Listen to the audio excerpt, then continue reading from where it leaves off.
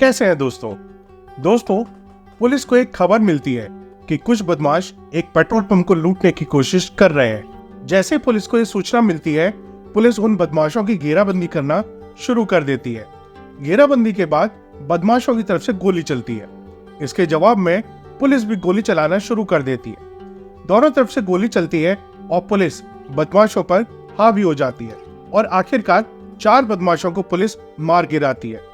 जैसे ये 4 बदमाश मार गिराए जाते हैं, उसके बाद पुलिस एक बयान जारी करती है कि हमने 50,000 के इनामी बदमाश को भी इस मुठभेड़ में मार गिराया है। अब सब कुछ नॉर्मल चल रहा था। लगभग 4 महीने बीत जाते हैं। 4 महीने बीतने के बाद ये पता चलता है कि जिस बदमाश को उस एनकाउंटर में मार गिराया गया था, वो तो जिंदा है। उसने कोर्ट में जाकर सरेंडर कर दिया है। तो इस बात की गूंज पूरी मीडिया में फैल जाती है।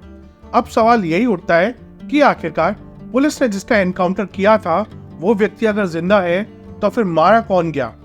मामले की जांच पड़ताल शुरू होती है। पूरे प्रदेश में हंगामा खड़ा हो जाता है और जब हंगामा शुरू होता है तो इसके बाद 3-4 पुलिस वाले सस्पेंड हो जाते हैं। साथ ही उन पर भी मुकदमा दर्ज किया जाता है। मामला लगातार चलता रहता है, लेकिन जिस बदमाश को मुठभेड़ में मार गिराने का दावा किया गया था, उस पर फिर आगे चलकर बहुत सारे मुकदमे भी दर्ज होते हैं और उसको लोग बाहुबली के नाम से भी जानते हैं। कुछ लोग उसे रॉबिन हुड भी कहते हैं। वो गरीबों की मदद करता था। दोस्तों, आज की कहानी उसी व्यक्ति की है जिसने एक ट्वीट करके सरकार में खलबली मचा दी। कुछ दिन के बाद पता चलता है कि उसको जेल हो गई। वो लगभग 7 साल तक सलाखों के पीछे रहेगा। आज कहानी उस जौनपुर के बाहुबली की है जिसको लोग कुछ अलग अलग रूपों में जानते हैं, पहचानते हैं। दोस्तों, मैं हूं अनुज और आज की सच्ची घटना उत्तर प्रदेश के जिला जौनपुर की है। कहानी शुरू होती है साल 1990 से। विद्या मंदिर एक स्कूल होता है। वहां पर 10वीं का एक छात्र था जिसको पुलिस लगातार तलाश रही थी। दरअसल इसी विद्यालय के शिक्षक थे गोविंद उनियाल। उनकी हत्या हो जाती है और 10वीं के छात्र का नाम आ जाता है। 10वीं के छात्र ने भागने की कोशिश की, लेकिन पुलिस ने उसे गिरफ्तार कर लिया, पकड़ लिया। इसके बाद लगभग 2 साल बीत जाते हैं। 2 साल बीतने के बाद एक और युवक की हत्या होती है। जब वो 12वीं क्लास में था, तब उस पर शक जाता है। पुलिस उसे फिर से गिरफ्तार करती है और गिरफ्तार करने के बाद पता चलता है कि बोर्ड की परीक्षाएं चल रही हैं। अब पुलिस की कस्टडी में ही उसे बोर्ड की परीक्षाएं देने के लिए कहा गया। उसने लगभग 3 परीक्षाएं पुलिस की कस्टडी में रहकर, या कह सकते हैं कि उसने अपराधी के रूप में दी। अब जब पुलिस ने जांच पड़ताल की तो पता चला कि उसमें उसका कोई रोल था ही नहीं। यहाँ से 12वीं पास करने के बाद लखनऊ विश्वविद्यालय की तरफ वो रुख करता है और अब तक उसके मन में जो पुलिस को लेकर डर था, खौफ था, वो पूरी तरीके से निकल जाता है। 2 बार 2 हत्याओं में उसका नाम शामिल जरूर हुआ था, लेकिन उसके खिलाफ कुछ भी सबूत नहीं थे। जब वो लखनऊ विश्वविद्यालय में जाता है तो वहां इसकी दोस्ती अभय सिंह, बबलू सिंह, दयाशंकर सिंह से हो जाती है। दोस्ती बहुत ज्यादा गहरी हो जाती है। तीनों ही ठाकुर थे। ये लड़का भी ठाकुर होता है। अब यह ठाकुरों की जीत के लिए, उन्हें आगे बढ़ाने के लिए वो हर संभव कोशिश करता था, प्रयास करता था। चारों की जब दोस्ती बहुत गहरी हो जाती है, तभी उन्होंने सोचा कि क्यों ना छात्र राजनीति में हाथ आजमाएं। अब छात्र राजनीति में जो भी इनके सामने इनका मुकाबला करने की कोशिश करता था, उसको मुंह की खानी पड़ती थी और कई बार उनके साथ कुछ घटनाएं भी हो जाया करती थी। इस तरह का आरोप भी लगता था हबीबुल्ला हॉस्टल के अंदर कभी कहीं चाकूबाजी हो जाए, किसी के साथ मारपीट हो जाए, किसी के साथ कुछ भी हो जाए, तो आरोप लगता था धनंजय सिंह के ऊपर। किस काम को धनंजय सिंह के गुट ने ही किया है, उस पर आरोप लगता था। पुलिस उसकी ही तलाश करती थी, लेकिन जब उसके खिलाफ कोई सबूत नहीं मिलता था तो पुलिस उसे छोड़ दिया करती थी। इस तरह से इन चारों लड़कों ने मिलकर, जो बहुत अच्छे दोस्त थे, एक प्लान बनाया। क्यों ना ठेकेदारी में हिस्सा लिया जाए।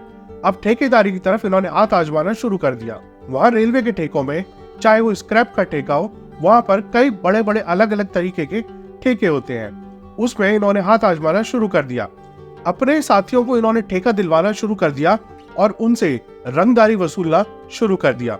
अब किसी की हिम्मत नहीं थी कि इनके खिलाफ जाए और इनसे मना कर सके कि तुम रंगदारी ना लो।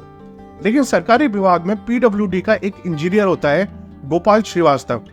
वो खुद को, अपने आप को कहता था कि मैं सरकारी गुंडा हूं और किसी की ताकत, किसी की हिम्मत नहीं जो उससे रंगदारी वसूल कर सके। अब ऐसे चल रहा था मामला। साल 1997 की ये बात है। ये इंजीनियर अपनी मारुति 800 से अपने ऑफिस की तरफ जा रहा था कि सामने से एक बाइक आती है और उस बाइक पर सवार दो लड़के गोलियां चलाकर इस इंजीनियर को मौत के घाट उतार देते हैं। जैसे इंजीनियर मारा जाता है तो पता चलता है कि इस हत्याकांड को किसी और ने नहीं बल्कि धनंजय सिंह ने ही अंजाम दिलवाया है। धनंजय सिंह का नाम आते ही धनंजय सिंह फरार हो जाता है। तभी पुलिस उस पर 50,000 का इनाम घोषित कर देती है। अब धनंजय सिंह की तलाश लगातार चल रही थी। तभी भदोही जिले की पुलिस को यह सूचना मिलती है कि मिर्जापुर बॉर्डर के पास जो पेट्रोल पंप है, उस पेट्रोल पंप को लूटने के लिए 4 बदमाश आ रहे हैं। पुलिस ने घेराबंदी की और मुठभेड़ होती है। मुठभेड़ के बाद चारों बदमाश मारे जाते हैं। पुलिस बताती है कि इन बदमाशों में से एक बदमाश धनंजय सिंह है जो 50,000 का इनामी है, जिस पर पीडब्ल्यूडी के इंजीनियर की हत्या का भी आरोप है। इसी बीच में उन 4 लाशों में से एक लाश पर दावा करते हुए एक व्यक्ति कहता है कि ये तो मेरा भतीजा ओम प्रकाश यादव है। अब जैसे ये बात विपक्ष को पता चलती है, विपक्ष में उन दिनों मुलायम सिंह यादव हुआ करते थे। उन्होंने इस पर हंगामा खड़ा कर दिया कि सरकार हमारे लोगों को मार रही है, इस तरह से नुकसान पहुंचा रही है, और इस मामले में पूरे प्रदेश में हंगामा खड़ा हो जाता है। धरने प्रदर्शन शुरू हो जाते हैं। आखिरकार पुलिस वाले सस्पेंड होते हैं, इनके खिलाफ मुकदमा चलता है, लेकिन मुकदमा चलने के बाद पता चलता है कि उन पर कोई भी आरोप सिद्ध नहीं हुआ। हालांकि लंबे समय तक ये मुकदमा चलता रहता है, इसलिए कई पुलिस वाले मर भी जाते हैं और कई पुलिस वालों को छोड़ना पड़ता है। अब ये जो धनंजय सिंह था, धनंजय सिंह तो फरार चल रहा था और इसको ढूंढने की लगातार कोशिश की जा रही थी। ये तो अपना मौका पाते ही फिर वापस अपने घर की तरफ यानी कि जौनपुर की तरफ जाता है। उन दिनों एक विनोद नाट्य नाम का आदमी था जो बड़ा दबंग आदमी था, बदमाश था। उसके सामने आने की किसी की हिम्मत नहीं होती थी, लेकिन साल 2001 में एक रोड एक्सीडेंट में उसकी मौत हो जाती है, वो मारा जाता है। अचानक से उसकी मौत हुई और धनंजय सिंह ने इसी बात का फायदा उठाया। इसके बाद विनोद नाट्य को शहादत का रूप दिलवाने के लिए उन्होंने हंगामा शुरू कर दिया। प्रदर्शन शुरू हुए और पूरे इलाके में इस बात का शोर हो गया कि विनोद नाट्य की शहादत हुई है, उनको मारा गया है। इस तरह से जब धनंजय सिंह ने लगातार कोशिश की तो धनंजय सिंह का नाम लोगों की जुबान पर आना शुरू हो गया। धनंजय सिंह का रुतबा बढ़ने लगा और उन पर लगातार मुकदमे भी हो रहे थे। अब तक लगभग 12 से ज्यादा उनके ऊपर मुकदमे हो चुके थे। साल 2002 की बात है। हालांकि विनोद नाट्य भी चुनाव लड़ना चाहते थे और उनकी तैयार हुई जमीन का धनंजय सिंह ने बहुत फायदा उठाया और 2002 में रारी विधानसभा से निर्दलीय खड़े हो जाते हैं और निर्दलीय खड़े होते ही ये चुनाव में जीत हासिल कर लेते हैं। जीत हासिल करने के बाद, विधायक बनने के बाद अब धनंजय सिंह का नाम पूरे प्रदेश में गूंज गया, क्योंकि ये गरीब लोगों की बहुत बड़ी मदद किया करता था। घर घर में भी इसकी पहचान थी। हालांकि रंगदारी वसूलने के भी आरोप थे, हत्या के, लूट के, डकैती के कई सारे मुकदमे भी दर्ज हो जाते हैं, लेकिन एक तबके पर उन्होंने अपनी एक अच्छी खासी पहचान बनाई हुई थी। निषाद पार्टी से साल 2007 में टिकट मिलता है और वो विधायक बच जाता है। इसी तरह से राजनीति में इनका करियर लगातार आगे बढ़ता चला जाता है। बाद में ये मायावती के संपर्क में आते हैं और मायावती इनको अपनी पार्टी से टिकट दे देती है और साल 2009 में सांसद भी बन जाते हैं। यानी कि पहले 2 बार विधायक बन चुके थे, फिर ये सांसद भी बन जाते हैं। लेकिन इसी बीच इनकी मायावती से कुछ अनबन हो जाती है और यहाँ से कुछ दूरियां बनने लगती है और यहीं से इनकी राजनीति ऊपर जाने की बजाय नीचे की तरफ जाने लगती है। कुछ वक्त बीतने के बाद साल 2014 आता है। इन्हें किसी भी पार्टी से टिकट नहीं मिलता, इसलिए ये निर्दलीय ही खड़े हो जाते हैं, लेकिन हार जाते हैं। 2017 में ये फिर से विधानसभा की तैयारी करते हैं और वहां भी इन्हें सफलता नहीं मिलती। अगर हम इनके परिवार की बात करें तो साल 2006 की बात है।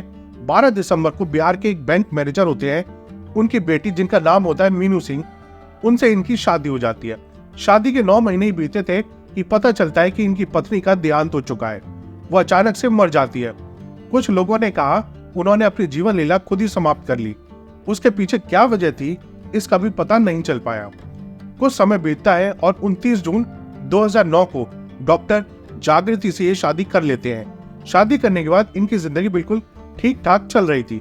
एक बेटा भी पैदा हो जाता है, लेकिन पता चलता है कि जो इनकी पत्नी होती है उन्होंने अपनी मेड को कुछ इस तरीके से पीटा था जिससे उसकी मौत हो जाती है।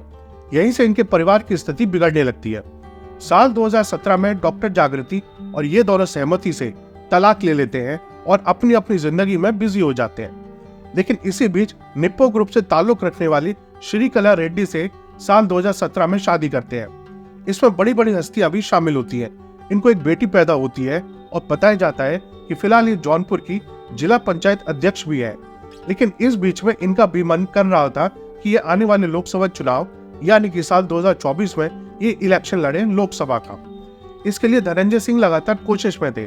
यह जेडीयू के राष्ट्रीय महासचिव चुन लिए जाते हैं और इनकी कोशिश थी, क्योंकि जेडीयू का बीजेपी से अलायंस भी है और इनको उम्मीद लग रही थी कि इन्हें टिकट मिल जाएगा और ये जीत हासिल कर लेंगे।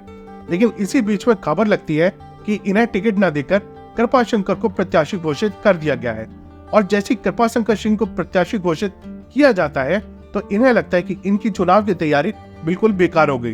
तब इन्हें थोड़ा अजीब लगता है और इन्होंने 2 मार्च 2024 को एक ट्वीट कर दिया एक्स पर और उस पर लिखा था कि साथियों तैयार रहिए, लक्ष्य 1 लोकसभा और जीतेगा जौनपुर, जीतेंगे हम। कुछ इसी तरह का इन्होंने एक संदेश दिया और वो संदेश वायरल हो जाता है। ऐसा लग रहा था कि बीजेपी के प्रत्याशी कृपाशंकर सिंह के खिलाफ अगर धनंजय सिंह चुनाव लड़ते हैं अकेले या किसी पार्टी से तो बहुत कांटे की टक्कर होने वाली थी। इसीलिए केंद्र की सत्ता में बैठी बीजेपी ने अपने पिंजरे वाला तोता निकाल लिया और धनंजय सिंह की पुरानी फाइलें खोल दी। 10 मई 2020 का ये मामला है मुजफ्फरनगर के रहने वाले अभिनव सिंघल, जो कि नमामि गंगे परियोजना के प्रबंधक थे। विक्रम सिंह ने उनका अपहरण कर लिया था और अपहरण करने के बाद इनको लेके जाते हैं धनंजय सिंह के आवास पर। वहां ले जाने के बाद धनंजय सिंह इनको पिस्टल दिखाते हैं और कहते हैं कि रंगदारी दे दीजिए, यानी कि उनसे वसूली की मांग करते हैं। इस मामले की रिपोर्ट ये जो थाना होता है जौनपुर का, उस जौनपुर के थाने में इनके खिलाफ एफआईआर दर्ज कर दी जाती है और एफआईआर दर्ज करने के बाद ये मामला कोर्ट में चला जाता है। एक सोशल मीडिया पर उनकी एक वीडियो लगातार वायरल हो रही थी। वो कह रहे थे कि इस मामले से मेरा कोई लेना देना नहीं है, मुझे इसमें जबरदस्ती घसीटा जा रहा है और मुझे जबरदस्ती से फंसाने की कोशिश की जा रही है। मैंने तो सिर्फ एक पत्र दिया था, उस पत्र को आधार बनाकर एफआईआर दर्ज कर ली गई है। इसी मामले में उन्हें 6 मार्च 2024 को अदालत में 7 साल की सजा हो जाती है और 50,000 का जुर्माना भी हो जाता है। दोस्तों, ये सोचने की बात है कि 4 सालों से चलता आ रहा केस धनंजय सिंह के ट्वीट करने के अगले दिन ही उस केस का फैसला आ जाता है और धनंजय सिंह को 7 साल की जेल हो जाती है ना? बड़ी अजीब बात। कहा जाता है कि अगर 2 साल से ज्यादा किसी को सजा हो जाती है तो वो चुनाव नहीं लड़ सकता। इसमें एक तरफ से ये भी दावे किए जाते हैं कि इनका राजनीतिक करियर खत्म करने के लिए ही इस तरह का षड्यंत्र रचा गया है। पता नहीं कितनी सच्चाई है कितनी नहीं। कोर्ट का मामला है, इसमें हम ज्यादा कुछ नहीं कह सकते।